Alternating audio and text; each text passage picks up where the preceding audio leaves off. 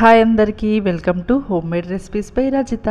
ఈరోజు నేను ఈ వీడియోలో గోధుమ చపాతీలతో లడ్డూలు ఎలా తయారు చేసుకోవాలో చేసి చూపిస్తానండి. పిల్లలు చపాతీలు తినడానికి ఇష్టపడరు కదండి. సో అప్పుడు మనం ఇలాగ లడ్డూలు చేసి పెడితే వాళ్ళు చాలా ఇష్టంగా తింటారండి. గోధుమ చపాతీలనే కాదండి, ఏ చపాతీలైనా సరే, జొన్న చపాతీలు, బియ్యం చపాతీలు, ఏ చపాతీలతో అయినా సరే ఒకసారి లడ్డూలు ఇలా చేసి పెట్టండి. పిల్లలు చాలా ఇష్టంగా తింటారు అండ్ చాలా హెల్దీ కూడా. సో ఇది ఎలా ప్రిపేర్ చేసుకోవాలో చూద్దాం. దీనికోసం మనం అప్పటికప్పుడు తయారు చేసుకున్న చపాతీలైనా పర్లేదు, లేదంటే ఇలా మిగిలిపోయిన చపాతీలతో కూడా ప్రిపేర్ చేసుకోవచ్చు. ఇలా ఇక్కడ నేను మిగిలిపోయిన చపాతీలు ఒక 2 తీసుకున్నానండి. సో ఇలా తీసుకునే చపాతీలని చిన్న చిన్న ముక్కలుగా చేసుకొని ఒక బౌల్లో పెట్టుకోవాలి.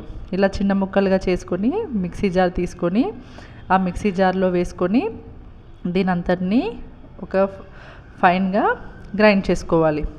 ఇలా చూడండి, ఈ విధంగా గ్రైండ్ చేసుకోవాలి. ఇలా గ్రైండ్ చేసుకున్న దాంట్లో మనకి రుచికి సరిపడా బెల్లంని వేసుకోవాలి. అంటే మన టేస్ట్ తగ్గట్టుగా బెల్లంని వేసుకొని ఒకసారి మళ్ళీ దీని అంతటిని బాగా గ్రైండ్ చేసుకోండి. ఇలా గ్రైండ్ చేసుకున్న దాన్ని ఒక బౌల్లోకి తీసుకొని దీని అంతటిని బాగా ఒకసారి కలుపుకోండి. ఇలా కలుపుకున్న తర్వాత ఇందులో మనం కొంచెం నెయ్యి కూడా వేసుకోవాలి. నెయ్యి ఎక్కువేం పట్టదండి, ఒక 2 స్పూన్స్ అలా నెయ్యి పడుతుంది అంతే. ఒకేసారి కాకుండా కొంచెం కొంచెంగా వేసుకుంటూ దీని అంతటిని చిన్న చిన్న లడ్డూల్లాగా చేసుకోవాలి. అంటే మనకి ఎంత వీలైతే అంత సైజులో మనం ఈ లడ్డూల్ని ప్రిపేర్ చేసుకోవాలి. ఇక్కడ నేను చిన్న సైజులోనే లడ్డూలు చేశానండి. సో ఇక్కడ నేను 2 చపాతీలకి నాకు ఇక్కడ 8 లడ్డూలు అయ్యాయి. సో ఇలా చేసుకున్న ఈ లడ్డూలు చాలా సాఫ్ట్గా ఉన్నాయండి. సో ఇవి సాఫ్ట్గా ఉన్నాయి అండ్ అలాగే టేస్ట్ కూడా వేరే లెవెల్ ఉందండి.